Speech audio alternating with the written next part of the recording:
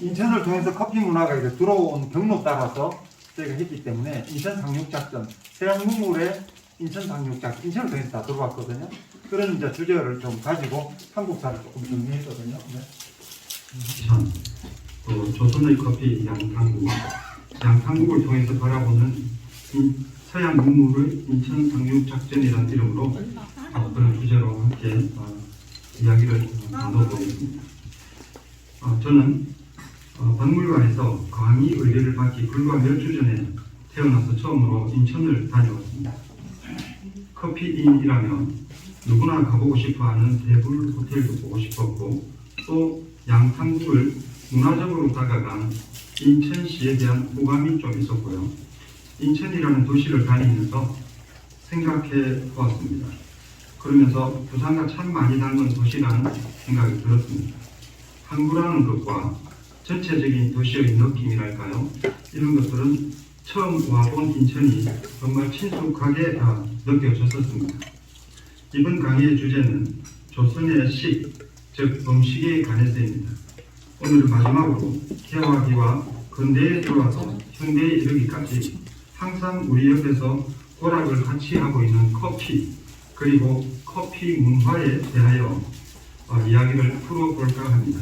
먼저 목차를 살펴보시겠습니다.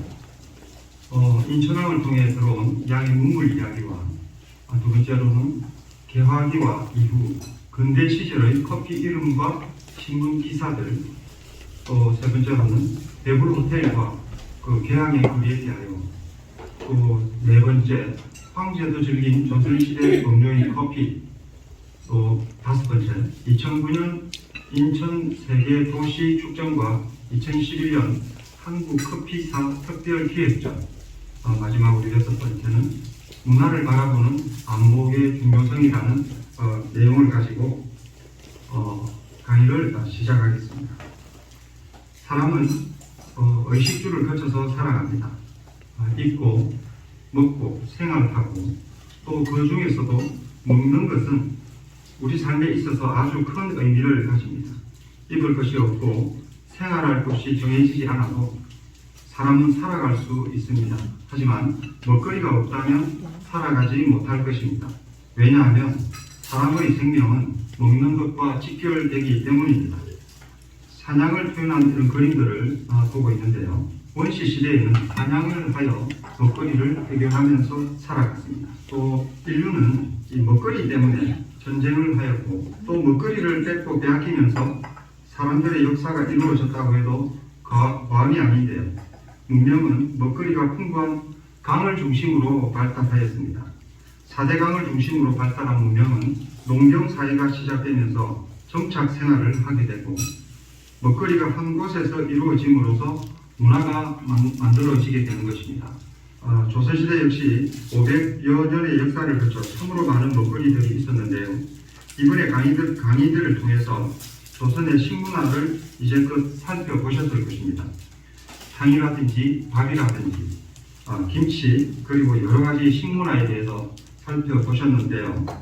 식문화라는 것은 우리의 삶을 참으로 윤택하게 하고 아름답게 한다고 생각합니다. 즉 식문화의 발달은 그 나라 그 시대의 삶의 지표가 됩니다. 밥 한번 먹읍시다. 또는 차 한 잔, 커피 한 잔 합시다. 이 짧고 단순한 이 문장에는 참 많은 의미가 담겨져 있습니다. 밥을 한번 먹자는 말에는 서로 먹거리를 공유하고자 하는 친숙함이 담겨 있습니다. 마음을 나누고 싶어하는 호감이 담겨져 있는데요. 차 한 잔, 커피 한 잔 하자는 말에는 차나 커피가 주는 정신적인 교감이 내포되어 있습니다. 커피를 마시면서 사람들은 많은 대화를 합니다. 그리고 대화 속에는 정신적인 소통이 이루어집니다. 밥을 함께 하자는 말, 차와 커피를 함께 나누자는 말, 상대를 향한 배려와 호감을 넣는 많은 의미가 담겨져 있는 말입니다. 상대와 함께 하고자 하는 마음과 교감하고자 하는 마음, 또 기꺼이 자신의 속내를 나누고자 하는 마음들이 이 한마디의 말 속에 녹아 있는 것입니다. 오늘 이 시간에는 전 세계를 걸쳐서 아주 오랫동안 인류에게 사랑받았던 먹거리인 커피에 대하여 그리고 커피로 이루어지는 가장 한국적인 커피 문화에 대한 이야기를 나누고 싶습니다.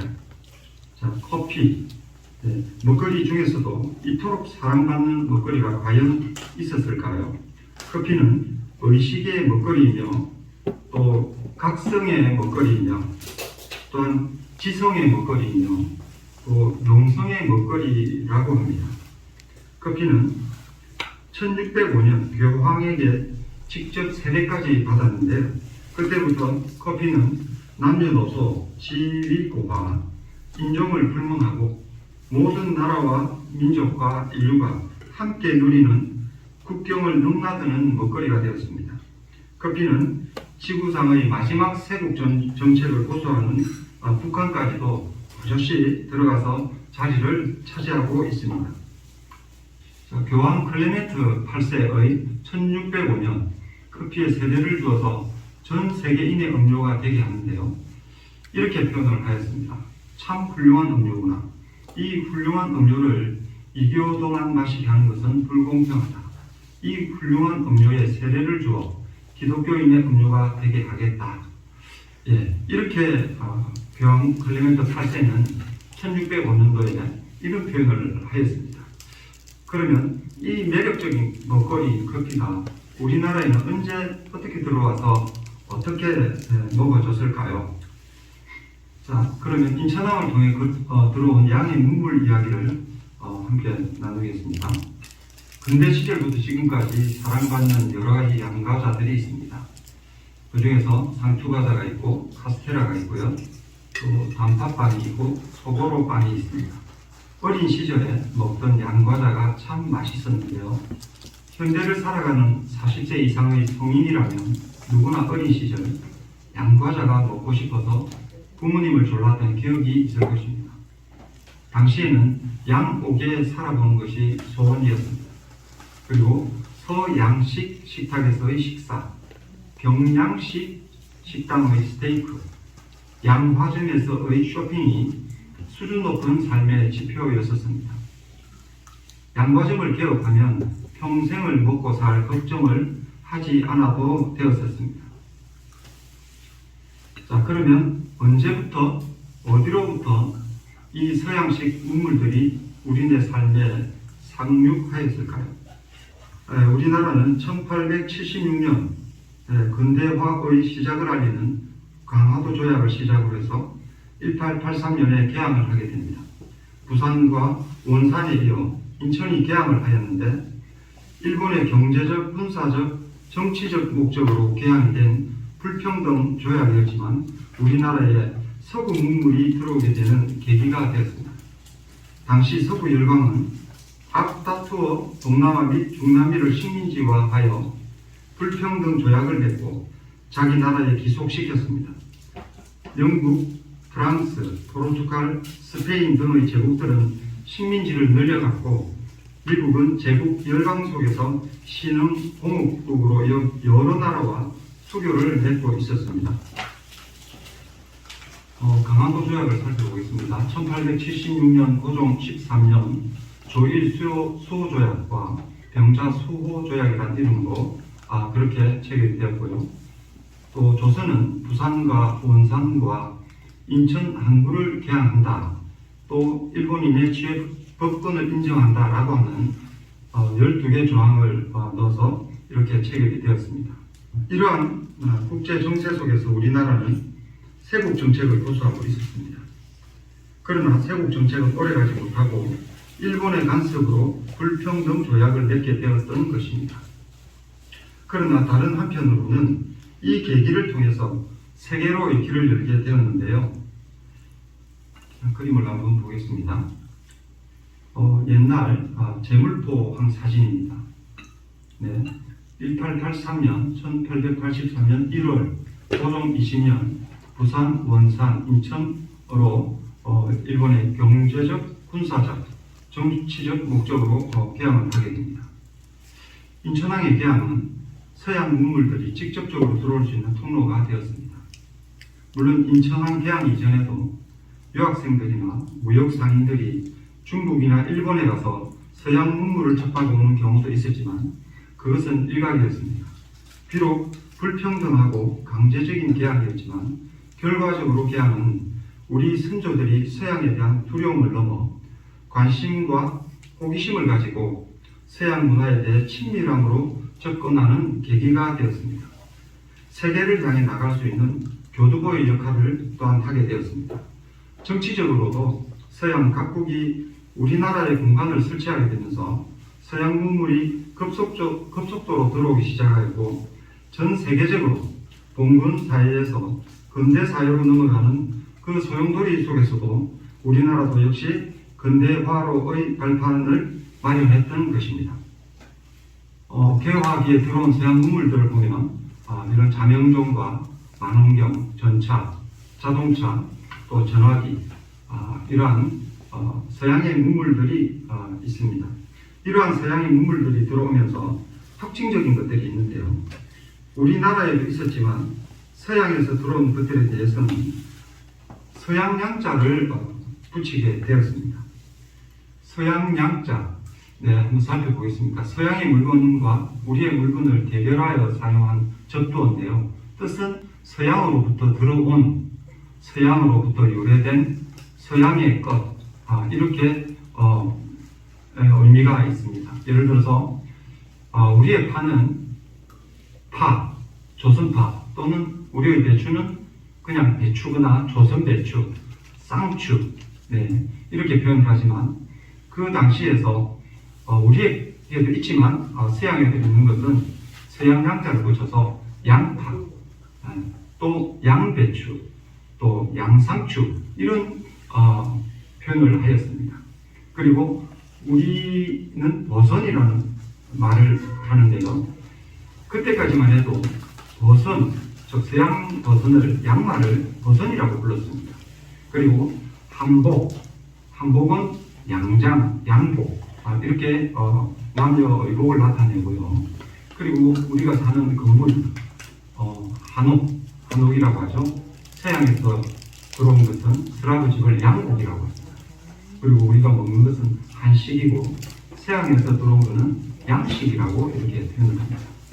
우리의 것은 그냥 술이지만 서양에서 들어온 것은 앞에 양자를 붙여서 양주라고 하고 또 우리의 것은 한과라고 하면 서양에서 들어온 것은 양과자 이렇게 표현을 하였습니다.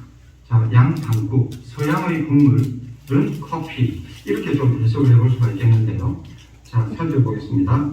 이렇듯 서양 양자를 붙여서 쓰였던 말들 중에 양탕국이 있는데요. 자, 이 사진은 약 한 1분짜리 정도의 영화인데요. 드라마식으로 조선시대 저작거리를 배경으로 양탕국에 대해서 이야기를 하고 있는 내용입니다. 조선시대 저작거리를 배경으로 대접에 담겨있는 양탕국이 지금 여기 보이는데요. 서양에서 들어왔다 해서 서양에서 들어온 탕국, 양탕국 이렇게 지금 표현이 되어져 있습니다. 한국이라는 말을 쓰려니 좀 생소하고 촌스럽다는 생각이 들었습니다. 새롭고 세련된 이름이 아닌 듣기만 해도 웃음부터 나오는 양탕국, 양의 뼈를 우러서 만든 탕국이 아닌가 이렇게 생각을 했습니다. 하지만 들으면 들을수록 정감이 있는 말이고 또 재미있는 말이었습니다. 어떻게 이렇게 커피에 특이하고 재미있는 이름을 붙일 수 있었을까? 우리네 할아버지 할머니의 센스와 실력에 진심으로 박수를 보냅니다. 양탕국은 당시에는 커피의 이름에 불과하였지만 그 이름 속에는 서양 문물에 대한 호기심과 친근함이 들어있고 개화기 당시에 아픈 역사가 묻어있으며 양탕국과 함께 태어났다가 사라져버린 우리의 근대사의 한 페이지를 장식한 대한제국을 생각나게 합니다.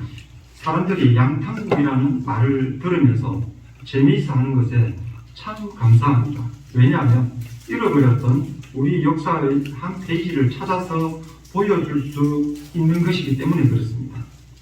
하루가 다르게 발전하는 지금은 서양의 것이라고 해서 꼭 양자를 붙일 필요가 없는 시대가 되었습니다.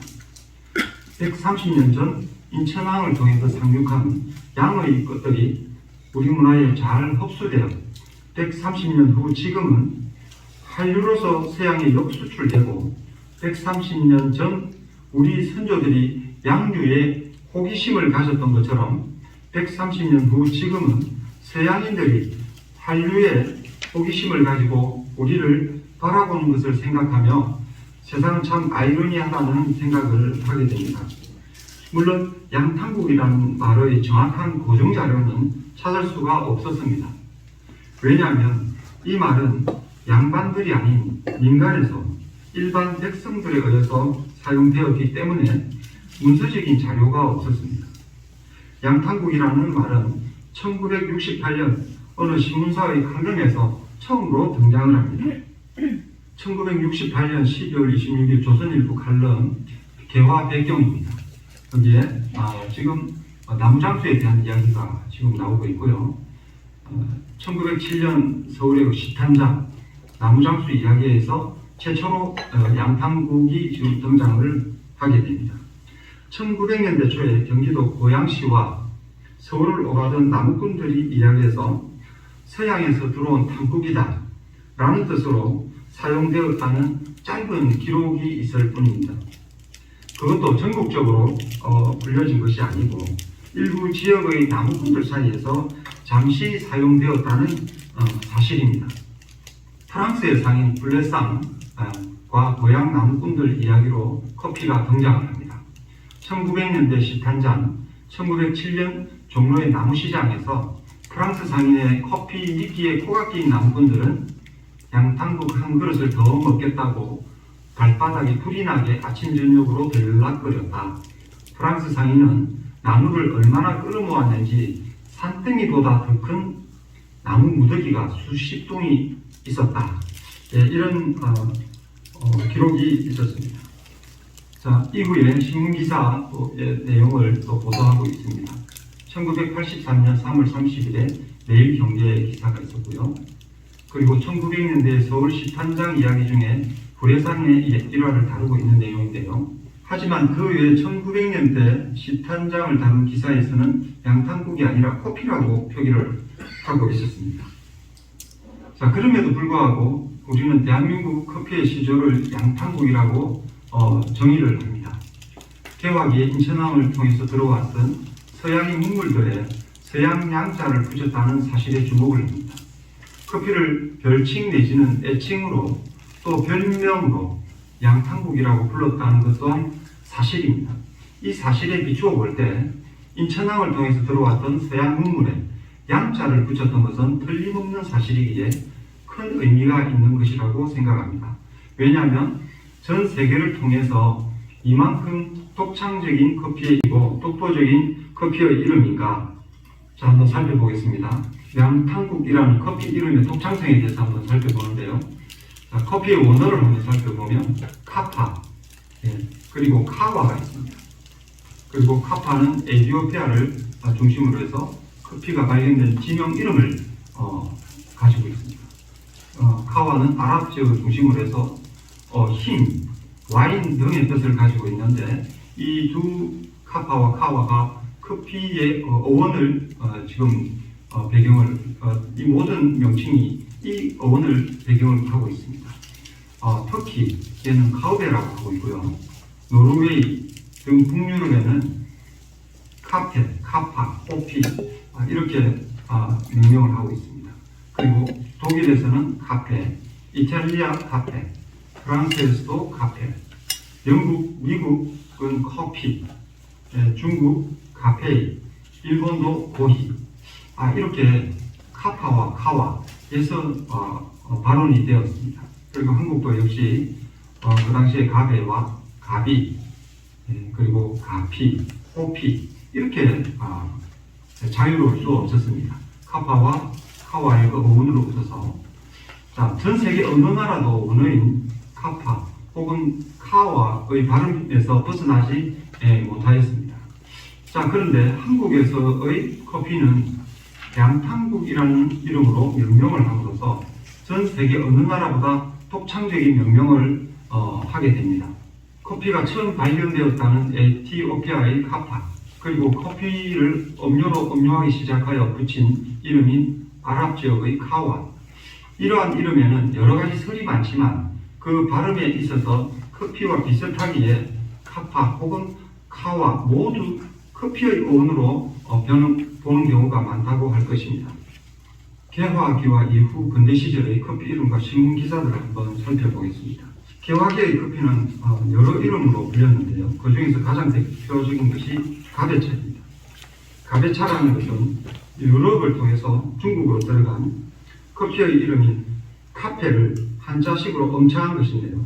가베라는 한자는 여러 가지로 사용되었습니다. 뜻을 풀이하지 않고 발음만 가져다 쓴 이름입니다. 당시 일본의 내정 간섭이 불편했던 궁중에서는 중국식으로 가베차라고 불렀습니다. 그리고 가비라는 이름도 있습니다. 가비는 커피의 일본식 표현인데요. 일본에서는 네덜란드의 영향을 받아서 지금도 고히라고 부르고 있습니다. 이 고히를 일본식 한자어로 차음한 것이 바로 가비입니다. 조선 말려 개화기에는 중국 유학파들과 궁중에서의 가베차라고 궁중에서는 가베차라고 그렇게 불렀고 일본에서의 유학파들은 커피를 가비라고 불렀습니다. 그 외의 서구 유학파들과 신지식인들은 커피차라고 불렀고요. 또 호피 혹은 양차라는 표현을 사용하였습니다. 그리고 마지막으로 양탕국이 있습니다. 이 중에서도 가장 독창적이고 독보적인 이름은 양탕국입니다. 기사들을 한번 보실까요? 개화기와 근대 시기에 자유롭게 사용되었던 여러 가지의 커피 명명이 있습니다. 1950년대에 여기 가비라고 되어 있고요. 벽이 신편입니다. 그리고 역시 지구 전열에도 이렇게 표현을 하고 있습니다. 그리고 윤치호 일기 등에서도 가비라는 말이 많이 커피 등장을 많이 하는데요. 대부분 보면 가비를 전혀 다른 한자들을 가져다 사용하는 것을 이렇게 볼 수가 있습니다. 그리고 1890년대 각종 신문이나 궁중에서 사용했던 가베, 가베차, 가베다, 그리고 서유경문, 유길준 책에 등장하는 가비, 그리고 주로 또 가베를 많이 사용하였고요. 그 외에도 1900년대 초까지 가베두 또는 여러 한자가 좀 다르네요. 가베다, 그리고 양차, 카피차, 커피 이렇게 다양하게 사용된 것을 알 수가 있습니다. 그리고 밑에 조양반서, 원두저술에 서양 음식을 만드는 법에 또 커피를 만드는 방법을 또 자세하게 기술을 하고 있습니다. 1930년도 매일신고에서 또 이렇게 내용을 저희가 또 준비를 했고요. 그리고 당시 커피에 관한 여러 기사들이 있습니다. 매일신고, 황성신문회, 그리고 중해일보 이렇게 다양하게 지금 커피를 가베를 다른 이름으로 이렇게 사용하고 있는 것을 알 수가 있습니다. 양탕국의 등장은 1968년 조선일보의 개화백경이라는 칼럼에서 시작이 됩니다. 개화기 당시의 100가지 모습을 표현한 칼럼인데 양탕국이라는 표현이 최초로 등장을 합니다. 1910년 전후 지금 서울 세종로 중구 소방서 뒤편에는 브레상이라고 하는 프랑스 사람이 나무 장수들은 황토 마루를 지키고 있는 브레상에게 눈에 띄면 그 장대에 짐을 풀지 않으면 안 되게끔 꾀임을 받았다. 그는 어깨에 화살 통만한 보온병을 메고 있게 마련이며 나무 장수가 다가오면 고향 부시입니다. 그 인사를 정하고는 보온병에 들어있는 가베차를 따라준다. 나무 장수들이 그의 고향 사람임을 알고 있는 그의 상술이다. 양탕국이라고 나무 장수 등에 알려진 이 커피는 마땅히 모략을 받을 만했다. 그 무렵 독립문계에 화산시장, 서대문 밖에 서문시장, 그리고 지금 의주로의 서외시장 등 나무시장 3개가 있었고 이 3개의 시장은 황순영이라는 사람이 주인이었다. 불해상 시장까지 오려면 이 세 시장을 거쳐서 와야 했는데 의주로에 있는 서해시장은 이 부해상시장을 방해하기 위하여 만들어졌다니 경쟁은 굉장했던 것 같아 따끈한 양탕국에는 아편이 들었고 이 아편은 바로 10여 년 전 순종 황제가 마시고 이가 빠졌으며 속을 버린 그 가배차의 그 독 아편이라는 유언비어가 나온 것이다. 이와 같이 외래차인 커피는 독살이나 모략의 수단으로 애꿎게 정착을 하게 됩니다. 1880년대에서 1910년대까지의 개화기 그리고 그 이후 근대의 우리나라와 아주 큰 격변을 겪었습니다. 서양의 문물들이 들어오고 전통 가치관이 변하고 사회가 혼란스러웠습니다. 서구의 현대적 과학은 우리의 삶을 이전보다 훨씬 윤택하게 했고 그것은 단지 주거 문화나 일상생활에만 영향을 끼친 것이 아니라 먹거리에 있어서도 큰 영향을 주었습니다. 그 중에 커피는 신식 문물의 대표 주자였는데요. 커피를 마시고 다방을 다닌다는 의미는 모든 보이와 모든 걸이라는 이름으로 신지식인을 표현하는 말이 되었습니다. 커피 광고와 카페 광고의 포스트를 지금 보고 있는데요. 모든 보이와 모든 걸 그리고 근대 다방이라는 이런 내용을 가지고 포스트를 몇 개 모아봤습니다. 그리고 1930년대에 백화점 옥상 카페고요. 그리고 1926년 멕시코 다방 그리고 커피를 마시고 있는 무용가 최성희 그리고 제비다방 천재작가 이상과 친구들이 이렇게 그 시절의 사진들을 좀 모아봤습니다. 우리가 잘 알고 있는 무용가 최은희가 커피 마시는 장면 있죠. 이 사진은 개화기의 모든 글의 상징이 되었습니다. 그 외에도 천상병 시인의 시 나의 가난은에도 커피를 좋아했던 시인의 모습이 담겨 있습니다. 날개, 오감도 등의 독특하고 추상적 작품을 쓴 천재작가 이상은 카페를 몇 번이나 개업했던 것으로 유명합니다. 이 외에도 당시의 많은 카페들이 예술가들에 의해 열리고 예술을 사랑하는 살롱 문화의 본거지가 되었습니다. 단순한 커피가 아니라 서구의 카페의 의미를 그대로 옮긴 문화적인 산실이 되었지요. 이렇듯 커피는 먹거리에 정신과 영혼을 더하는 문화로 발전하게 된 것입니다. 천상병시 나의 가난은이라는 시를 한번 읽어드리겠습니다. 오늘 아침을 다소 행복하다고 생각한 것은 한 잔 커피와 값 속의 두둑한 담배, 해장을 하고도 버스값이 남았다는 것, 또 가난은 내 직업이지만 비춰오는 이 햇빛에 떳떳할 수가 있는 것은 이 햇빛에서는 예금 통장은 없을 테니까 이라는 정상병 시인의 시를 읽어드렸습니다.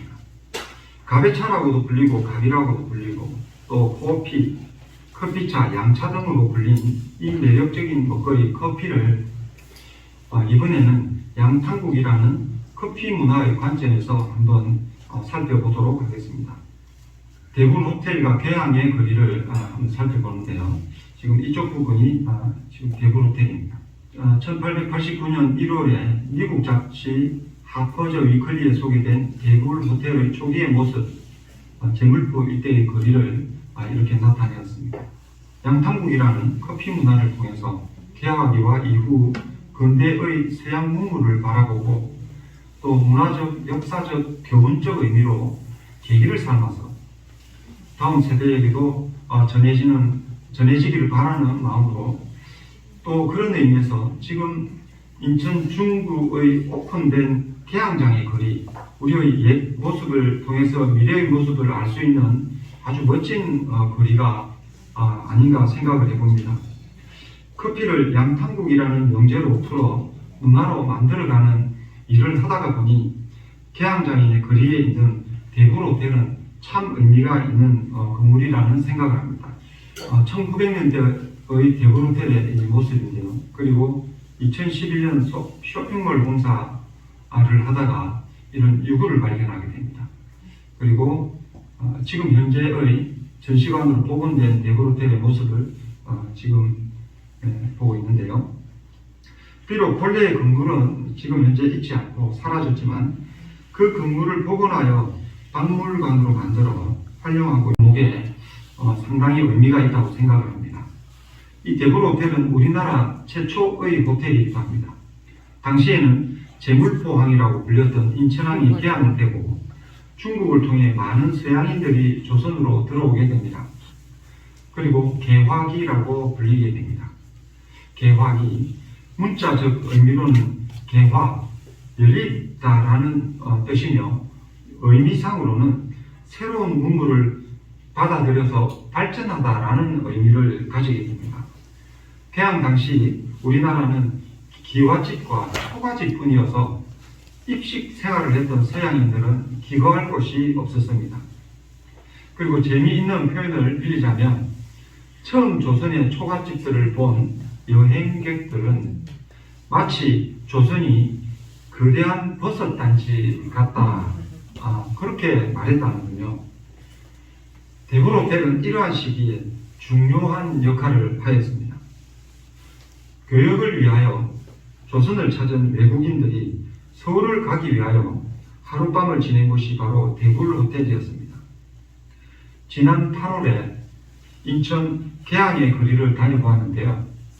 계양장 거리의 작은 박물관들과 마치 우리의 근대를 옮긴 거리의 모습이 인상적이었습니다.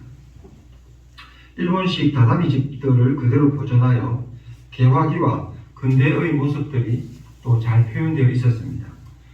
1910년도 계양의 거리의 모습, 지금 인천 계양박물관 있는 거리고요. 얼마 전에 8월에 저희가 계양 거리를 한번 다녀왔었던 적이 있었는데 지금 현재의 모습입니다. 대구호텔에서는 잠만 잤을까요? 1885년 입국했던 개신교의 아펜젤러 선교사는 미국의 교회에 편지를 쓰게 됩니다. 대구호텔에서 편안하게 숙식을 제공받았다고 하는 그런 인상을 기록하였습니다. 읽어드리겠습니다. 1885년 4월 5일 부활절날 오후 대구호텔에 머물렀던 아펜젤러 목사는 캘리포니아 크리스천의 주장이라는 선교 보고서 서울 정동교회 자유와 빛으로에서 다음과 같이 전합니다. 호텔 방은 편안할 정도로 컸지만 상당히 더웠다. 저녁 식사를 위해 일행은 테이블에 모여 앉았다. 서양 음식이 잘 마련되어 있었고 입에도 잘 맞았다. 당시 서양인들의 식습관과 커피가 유입된 흐름을 유추해 보았을 때 서양 음식에 커피가 포함되어 있었을 것이라고 충분히 추측이 가능합니다. 자, 그러므로 많은 한국의 커피인들은 아마 대구호텔에서 처음으로 커피를 판매하지 않았을까 추측하고 또 주장하고 있습니다.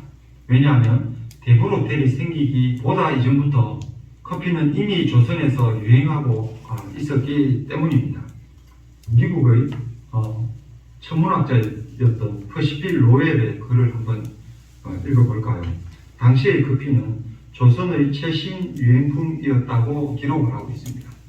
1883년 미국의 천문학자이자 한미 수교 사절단의 안내자로 조선에 왔던 퍼시필 로웰은 자신이 조선 여행기 고요한 아침의 나라에서 다음과 같이 기술합니다. 우리는 다시 누대 위로 올라 당시 조선의 최신 유행품이었던 커피를 마셨다. 이렇게 기록을 하고 있습니다. 대구호텔의 터가 발견되기 전에 우리의 커피사에서 우리나라에서 커피를 처음으로 판매한 것을 1902년 지어진 손탁호텔이라고 기록을 하였습니다. 대구호텔이 1888년에 지어졌으니 약 14년 이후가 되겠는데요. 하지만 개항이 1883년임을 볼 때에 조선의 커피는 1902년에 이미 지식인들을 중심으로 일반화되었다는 것을 생각해 볼 수가 있습니다. 손탁호텔의 커피 판매는 개항 후에 거의 20년이 지난 상황이 되겠습니다. 러시아 공사관의 처형이었던 손탁 여사는 조선의 항일운동에 긴밀히 협조한 공로로 1895년 서울 중구 정동의 한옥 가옥과 땅을 하사받았다. 이후 1896년 아간 파천을 성공시키고 고종의 통역관으로 러시아 공사관에서 업무를 진행했으며 무엇보다 이 시기에 고종에게 커피를 진상한 것으로 유명하다. 이로써 고종 황제가 커피 애호가가 된 것이다.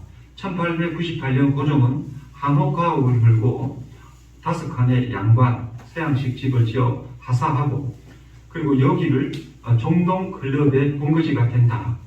그리고 이후에는 1902년 양관을 다시 열고 다시 2층의 호텔을 지으면서 손탁 호텔로 탈바꿈하고 여기서 조선 최초의 커피가 판매되었다고 여겨졌다.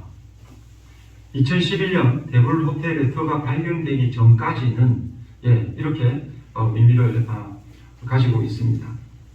대불 호텔과 손탁 호텔을 한번 살펴보겠습니다. 지금 현재 대불 호텔의 모습이고요. 그리고 손탁 호텔의 1920년대 내부의 모습인데요. 우리나라 최초의 호텔로 지금 등장을 한 대불 호텔, 그리고 그 이전까지 최초의 커피를 판매했던 그런 손탁 호텔, 이렇게 지금은 대불 호텔이 발견되기 전까지만 해도 손탁 호텔이 있고 영예를 가지고 있었죠. 또 한번 살펴보겠습니다. 조선 견문록이라는 책은 언더우드 부인의 책인데요. 책의 저자인 언더우드 부인은 1885년 부활절 아침에 재물포항을 통해 들어온 언더우드 선교사의 부인인데요. 그녀 역시 1888년 의료 선교사로 조선 땅을 밟았고 조선에서 언더우드 선교사를 만나 결혼을 하였습니다. 명성황후 당시 이들은 결혼 선물로 옷감과 여러 가지 장신구들을 선물했다고 언더우드 부인은 기록을 하고 있습니다. 신혼여행을 떠난 조선 북부 지방에서 이들 선교사 부부는 고을의 원님에게 커피를 대접했다고 상세히 기록을 하고 있었습니다.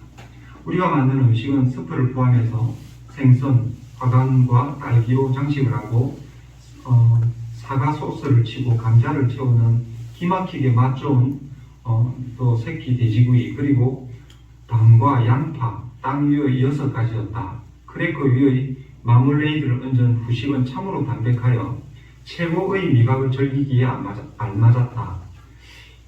그리고 우리는 새로운 진기한 음식을 내놓았으니 그것은 꿀을 탄 커피였다. 설탕이 떨어졌다는 소리는 입 밖에도 내지 않았다. 이 상황을 자세히 기술하고 있었는데요. 1889년 당시에 커피를 가지고 다니면서 마시고 또 대접하고 대접해 사용했을 선교사 부부의 여행이 육체적으로는 고되지만 정신적으로는 참 멋있고 여유로웠을 것이라고 저희가 그렇게 추측을 한번 해봤습니다. 그리고 조선의 커피하면 고종 황제를 빼놓을 수가 없는데요. 왜냐하면 우리나라에서 커피를 최초로 마신 사람이 누구일까요? 라고 퀴즈를 내면 일반적인 답은 고종 황제입니다. 고종 황제는 1896년에 커피를 처음 접했다고 기록되어져 있습니다. 아니 1883년에 인천항이 개항을 했고 커피는 그 이전부터 마셨다고 기록되어져 있는데 왜 고종 황제가 커피를 처음 마신 사람이야? 라고 반문하실 수가 있습니다. 그렇습니다. 조선에서 처음으로 커피를 접했던 사람은 고종 황제가 아니었겠죠. 조선인으로 커피를 처음 마셨던 사람은 아마도 중국이나 일본으로 유학한 학생이었거나 아니면 1883년 개항 후 무역을 했던 여관들이나 혹은 서양인 선교사들을 만났던 사람들이나 외국인을 접했던 관리들이 아니었을까요? 1896년이면 인천 개항으로부터도 벌써 13년이나 지났을 때입니다. 그런데 왜 우리는 일반적으로 고종 황제가 커피를 제일 처음으로 마신 한국인으로 기록을 하고 있을까요? 여기에 우리의 아픈 근대사가 있습니다. 1895년 10월 역사의 참극인 을미사변이 일어나고 1896년 2월 고종은 왕세자와 함께 러시아의 공사관으로 피신을 하게 됩니다. 왕비가 무참히 살해된 궁궐에 있을 수도 없었거니와 고종과 왕세자의 시해에 대한 두려움이 있었을 것입니다. 2월의 그 추운 새벽, 궁녀의 가마에 숨어 타고 극비리에 도착한 러시아 공사관, 그리고 커피 한 잔입니다.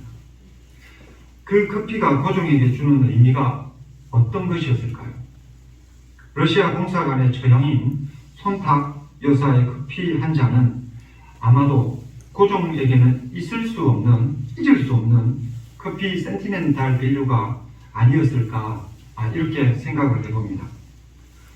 자신의 나라에서 자신의 주권을 지키지 못하고 타국의 공사관에서 도망을 치듯 살았던 1년. 그 1년의 시간 동안 커피는 아마도 유일하게 고종의 마음을 알아주는 친구가 아니었을까요? 쓸쓸한 또 씁쓸한 커피의 맛, 고종 자신의 그 씁쓸한 처지를 함께 나누게 하는 매개체가 아니었을까 하는 생각을 해봅니다. 그리고 고종은 1년의 러시아 공사관 생활을 통해서 커피 매니아가 된 것입니다. 고종 황제의 아간파천 예상로를 저희가 한번 자료를 보아봤습니다. 그리고 2015년 궁중문화축전 대한제국 외국공사 접견례의 재현, 저희들이 두 사람의 바시사도 저희가 파견해서 이 행사에 참여하였습니다. 그리고 과거의 정관원과 지금 현재의 정관원입니다. 고종은 1년 후에 경복궁이 아닌 덕수궁으로 돌아옵니다. 그리고 대한제국을 선포하면서 스스로 황제가 되었으며 정관헌이라는 건물을 지어서 차와 다가를 즐기기도 합니다. 그리고 신하들이나 손님들에게 지금 외국공사 접견례를 진행되고 있는데 이 공간에서 지금 이루어지고 있는 일들이죠. 2012년 노서와 갑이라는 소설을 원작으로 갑이라는 영화가 개봉되었는데요. 커피 애호가였던 고종 황제의 독살 시도라고 하는 실제 사건, 김홍육의 독차 사건을 모티브로 하여 만들어진 소설을 영화화한 것입니다. 2009년 출간 소설 노수와 가비를 극화한 영화의 한 장면입니다. 1895년 을미사변 이후에 러시아 공사관으로 이어한 사건인 아간파천이 배경이 되고 1898년 김홍육의 독차 음모 사건이 주 테마가 되는데요. 커피 애호가인 고종 황제의 커피에 독, 아편을 넣어야 하는 여주인공과 그 주위 사람들의 관계들이 펼쳐집니다. 참고로 노서와 가비는 러시아 커피라는 의미를 가지고 있습니다. 폐하께서는 때때로 양식을 찾으시면 항상 먼저 커피를 찾으시는 것이 상례였습니다. 그날 밤에도 역시 전례와 같이 먼저 커피를 드렸는데 커피는 상시로 변하는 것인지 맛이 좋지 않다고 하시면서 아주 소량으로 두세 번 마셨고 황태자께서는 거의 한두 번에 한 잔을 마셨습니다. 그리고 고종 황제 독차 사건을 보도한 독립신문의 기사입니다. 그리고 이 내용을 또 자세히 기록을 하고 있는데요. 고종은 1년 후에 경복궁이 아닌 덕수궁으로 돌아왔죠. 그리고 스스로 황제가 되었고 또 석조전 또 정관원이라는 건물을 지어서 차와 다가를 함께 즐겼다고 기록을 하고 있습니다. 자, 그리고 영화 가비에서 일본식 핸드드립 장면을 지금 나왔는데요. 핸드드립은 커피를 추출하는 여과기, 드리퍼가 발명되고 나서 일본에 의해서 메커니즘화 되는데요. 그 드리퍼의 발명은 1908년 독일의 멜리타 벤츠 커피의 찌꺼기를 걸러내기 위해 고안했다. 그리고 이 독일의 여사죠.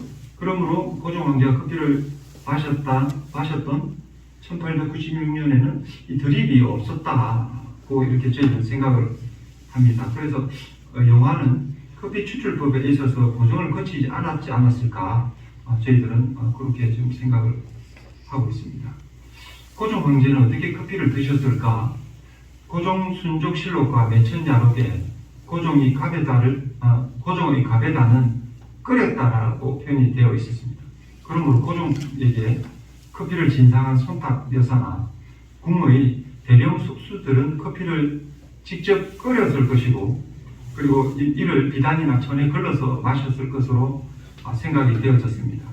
그리고 어떤 사람들은 고종 황제의 커피가 정성스럽게 만든 원두 커피가 아니라 당시 유행했던 커피, 각설탕 속에 커피 가루가 들어간 가배당일 것이다 말하기도 하였습니다. 하지만 고종실록이나 매천야록의 표현을 빌면 끓고 있는 가배차라는 표현을 하고 있습니다. 설탕 그대로인 커피라면 끓였다는 표현을 하지 않았을 것인데요. 무엇보다 단지 커피를 좋아하는 수준이 아닌 커피 애호가 수준이었던 고종 황제를 생각해 볼 때에 아마 그때 고종 황제의 커피는 볶은 원두를 갈아서 끓인 후 비단이나 천에 걸러서 마신 커피일 것이다 라는 추측을 해보았습니다. 그리고 여기 고종실록의 38권에 기록된 만수절에 앞편을 손에 감추어 주방으로 들어가 때마침 끓고 있는 가베다에 투입하기에 이르렀다. 이렇게 기록이 되어져 있었습니다. 여기에서 커피를 추출하는 추출법에 대해서 잠시 알아보도록 하겠습니다. 커피 문화 독립국 양탄국에서는 이러한 고종 황제의 커피 브루잉법을 참고하여서 현대적으로 재해석하여 여러 가지 양탄국 추출법 문화를 지금 현재 보급을 하고 있습니다. 그 첫 번째로 가장 한국적인 것이 가장 세계적이다라는 주장을 하면서 양탄국 우림식 추출 방법을 저희가 소개를 하고 있는데요. 우림식이란 우림의 그 자유로움을 의미하고 있습니다. 우림이란 우리의 차문화에 근거한 추출법으로서 커피의 성분이 자유롭게 우러날 수 있는 아주 유연한 방법입니다. 차를 우려서 마시는 것과 같이 커피도 차의 개념으로 해석해 보았습니다. 우림법이 자유로운 이유는 뜨거운 물로도 차가운 물로도 우릴 수 있기 때문입니다. 커피를 내리는 사람의 취향에 맞게 연하게도 우릴 수 있고 진하게도 우릴 수 있습니다. 우유를 더하거나 아이스크림과 함께 먹어도 되는 에스프레소 부럽지 않은 심지어 저카페인에서 고카페인까지 다양하게 만들 수 있는 우림 커피 양탄국에서 지금 이렇게 한번 저희가 커피의 추출법을 재해석해 보았습니다. 이러한 그리고 이 방법을 5가지로 저희가 한번 살펴봤는데요. 그 다음은 역시 가장 한국적인 것이 가장 세계적이다라는 슬로건을 가지고 절임식 추출 방법을 저희가 한번 해보았는데요. 준비해보았는데요. 혹은 이렇게 한 잔, 두 잔씩 하시거나 혹은 이렇게 말로 하시거나 이런 경우에도 양에 상관이 없습니다. 절임통에 커피를 담아서 가늘게 분쇄해서 비율에 맞추어서 일반적으로 10대1의 비율을 가지는데요. 그리고 잘 섞이도록 저어줍니다. 한 말을 지금 담고 있습니다. 그리고 냉장실에서 3시간에서 3시간에서 12시간까지 절여줍니다. 그리고 잘 섞어서 이렇게 걸러내는 방식인데요. 네. 그리고 다림식도 그와 마찬가지 열을 가하여서 우리 민족이 다리고 절이고 우리고 하는 우리 탕민족임을 감안해 볼 때 이런 것은 아주 쉽게 상식적으로 접근할 수 있는 방법이었습니다만 저희가 문화적인 어떤 우리가 조금 부족한 부분이 있지 않았나 잘 살펴볼 수 있는 그런 시간이 좀 부족하지 않았나 생각을 하는데요. 그리고 양탄국 가뭄식 침투식 추출 방법이 있다. 이렇게 좀 한번 사료를 만들어 봤는데요. 이것은 뜨거운 물로 먼저 커피 가루를 적셔서 말하자면 불린 후 요새 뜸이라고 하죠. 뜸 후 급작스럽게 냉각수를 부어서 커피가 가지고 있는 좋은 성분이 불려지고 뜨거워졌을 때 드라이, 차가운 물을 급작스럽게 끼얹어서 드라이 시키는 방식인데요. 요거를 이름하여 양탕국 감각으로 반응하다. 예컨대 김치를 메커니즘으로 담는 게 아니라 우리의 선조들이 어머니, 할머니들이 대대손손 이렇게 내면에 있는 감각으로 반응을 하면서 저울질을 하지 않습니다. 그러면서 방식을 이끌어내는 것, 그런 거에 차단한 커피를 추출하는 방식인데요. 이것을 이제 침투식 방법을 저희가 응용을 해서 이렇게 한번 개선을 해보았습니다. 그리고 누룩을 넣어서 이와 같은 방식으로 커피를 일정 기간 정도 25도 정도 전원 온도에 10여일 정도 이렇게 누룩을 넣어서 또 카와를 발효시켜서 만들기도 합니다. 이렇듯 개화기의 커피 문화 양탕국을 현대적으로 재해석한 양탕국 커피 문화 추출법은 무엇보다도 우리 음식 문화의 기반을 둔다고 할 것입니다. 네, 2009년도 인천 세계 도시 축전과 2011년도 한국 커피사 특별 기획전이 있었습니다. 네, 그리고 인천과 양탕국의 독특한 인연, 양탕국을 품은 특별한 도시 인천 이런 주제를 좀 가지면서 특별한 관계를 저희가 한번 살펴보겠습니다. 양탕국을 아시나요? 이렇게 지금 현재 대구 호텔에서 지금 걸려있는 사진을 찍어왔습니다. 우리가 숭늉을 마시듯 서양 사람들은 커피를 마십니다. 이렇게 미주의 서유경문에 기록되어 있는 얘기고요. 서양의 문화를 대표하고 있는 음료인 커피는 가베, 가베차, 가비차, 양탕국 등의 다양한 이름으로 일찍부터 우리 문화 속에 스며들어 있었다. 인천 대구 호텔 박물관 내에 그렇게 기록되어 있는 것을 한번 읽어드렸습니다.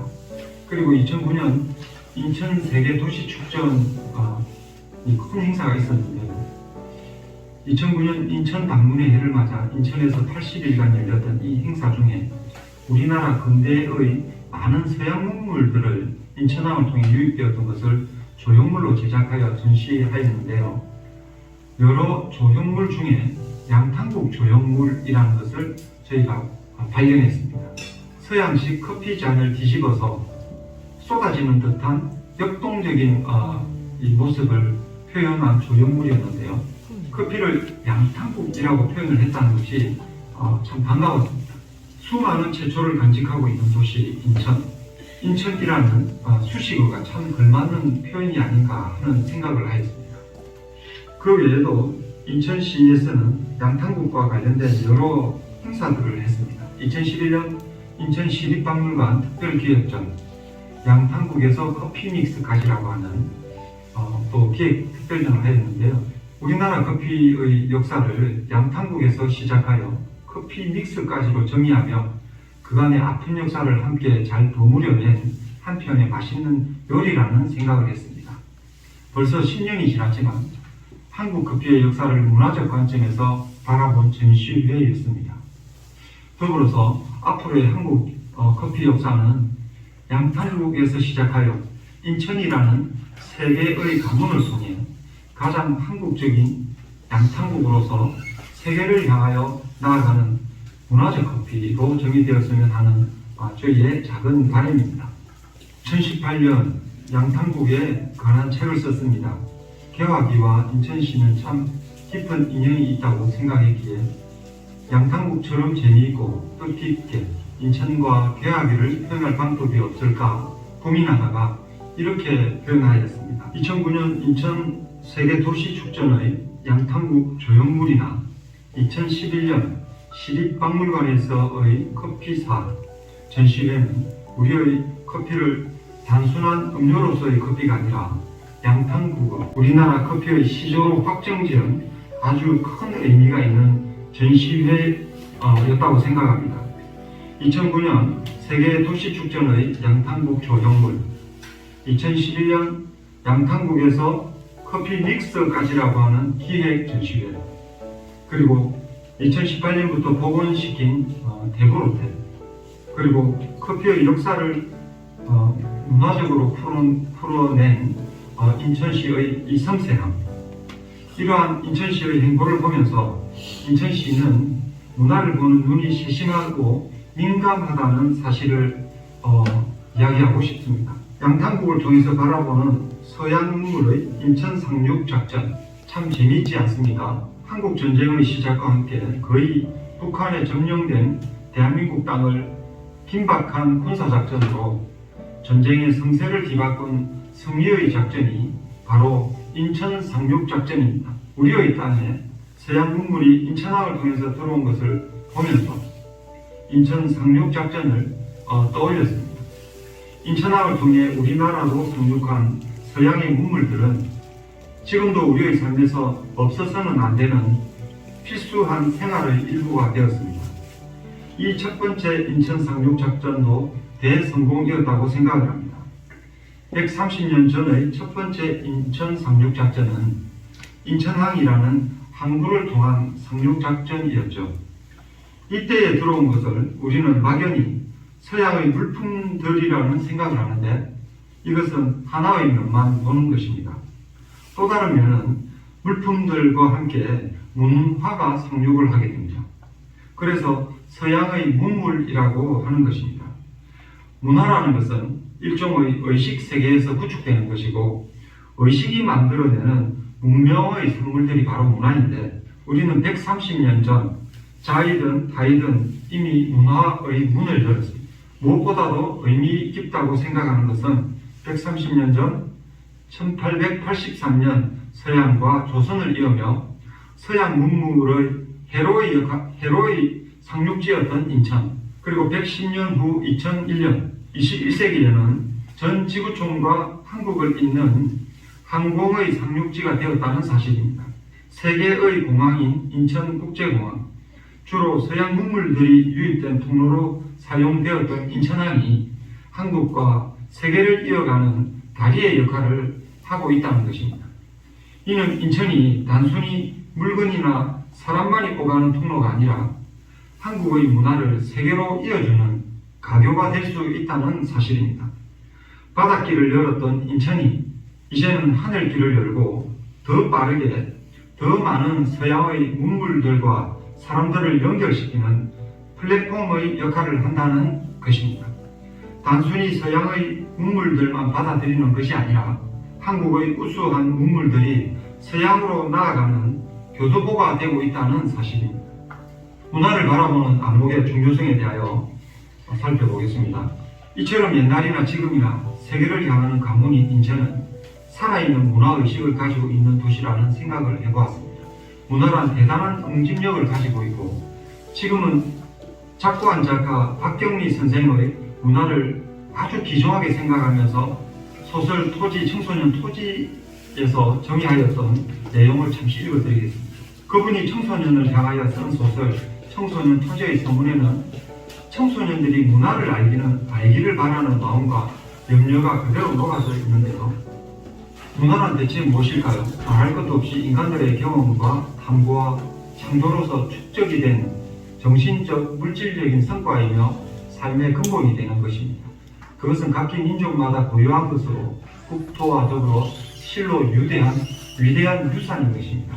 국토를 빼앗기고 문화마저 깡그리 사라져버린다면 그 민족은 영원히 멸망하고 말겠지요. 조금 더 읽어드리겠습니다. 연방제가 무너지고 러시아가 큰 분란에 빠졌을 때 어느 말단 관리 한 사람이 다음과 같은 말을 했다는 것입니다. 우리는 문화가 있기 때문에 다시 일어날 것이다. 그 말에 나는 깊은 감동을 받았으며 부러움도 느꼈습니다. 그리고 부끄러웠습니다. 우리의 현실은 어떠한지요? 지도자를 위시하여 국민들의 문화에 대한 인식을 생각하니까 부끄러웠던 것입니다. 긴 역사를 지탱했고 그 빛나던 문화민족이 어찌하여 이 지경이 되었는가 한탄스럽기도 했습니다. 이처럼 문화가 없는 민족은 살아남을 수 없다는 이야기입니다. 21세기의 세상은 모든 물질 문명이 발달할 대로 발달하였고 또 편리해졌습니다.